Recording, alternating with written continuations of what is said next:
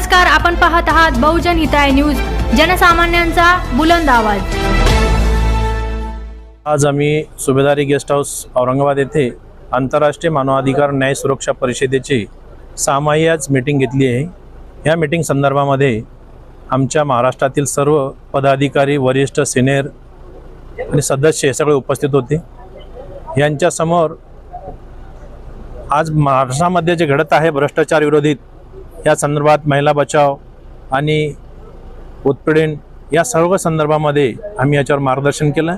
या मार्गदर्शनामध्ये सांगितलेलं आहे, ज्याला कोणाला काही त्रास होत असेल, भ्रष्टाचार असेल, कोणाला नोकरीवरून काढत असेल किंवा अन्यायी छळ होत असेल, त्यांनी आमच्या संघटनेशी संपर्क करावं। आमच्या संघटनेशी संपर्क केल्यानंतर आम्ही त्याला न्याय मिळवून देण्याचं काम आमची ही मानवाधिकार संघटना 100% करेल, यांची मी ग्वाही देतो। आणि संघटनेचा एखादा नंबर वगैरे आहे का? आमच्या सगळं टोल फ्री नंबर आहे आणि सगळे पदाधिकाऱ्यांचे नंबर सुद्धा आम्ही ग्रुपवरती केलेला आहे, प्रत्येक तालुक्यामध्ये आहेत। त्या आमच्या पदाधिकाऱ्यांनी संपर्क जर केला त्यांनी, आम्ही तात्काळ त्यांना त्यांचे जे असतील निवारा करून देण्याचे मी संपर्क। किसी को आपसे कांटेक्ट करना तो कौन सा नंबर है हमारा 9028352555। महाराष्ट्र अध्यक्ष अल्पसंख्याक शेख साहेब या नावाने जर सेव्ह करा, या नंबरने द्या। 24 आवर सेवा तुम्हाला उपलब्ध राहील।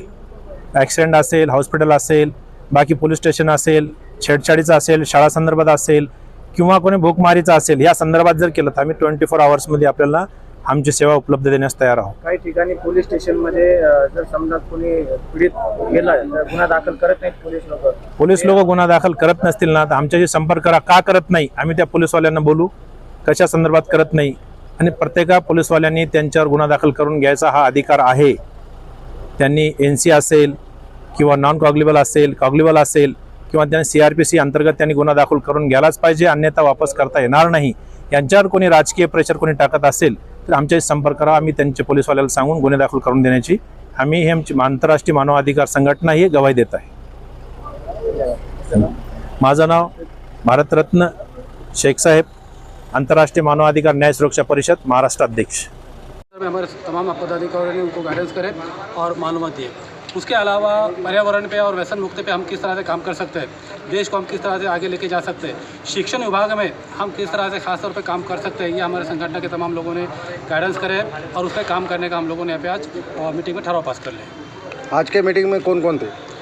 आज की मीटिंग में हमारे नेशनल लेवल के पदाधिकारी श्री बेग साहब जो नेशनल समन्वयक है, महाराष्ट्र के अध्यक्ष हमारे डॉक्टर अपने शेख साहब है, शेख हबीब साहब है, उसके बाद में रुकैया बाजी है जो महाराष्ट्र की महिला अध्यक्ष है, मराठवाड़ा के अध्यक्ष हमारे नित्य साहब है, और बाकी मराठवाड़ा के उप सचिव, उपाध्यक्ष और औरंगाबाद जिले के, नगर जिले के पदाधिकारी है, फुलदाबाद तालुके के पदाधिकारी, सभी लोग मौजूद थे। सर, महाराष्ट्र में जिस तरह से अन्याय अत्याचार बढ़ा है, कहीं ना कहीं महाराष्ट्र गवर्नमेंट इस पर ख्याल नहीं कर रही है, क्राइम भी ज़्यादा बढ़ा है, क्या हमारी संगठन ने खास तौर पे गवर्नमेंट को लेटर लिखे अभी कि जब भी नियुक्ति करेंगे हम लोग, कोई भी प्रशासन में रहने दो, रेवेन्यू डिपार्टमेंट रहने दो, शिक्षण विभाग में रहने दो या कोई खास की कंपनी में रहने दो, तो उसके लिए जो भी कैंडिडेट का या जो भी कर्मचारी की नियुक्ति करेंगे उसमें खास तौर पे उसका medical certificate, character certificate, police से कैरेक्टर सर्टिफिकेट और ख़ास तौर पे उसकी मानसिकता चेक करके उसका प्रतिज्ञा पत्र हम लिखें।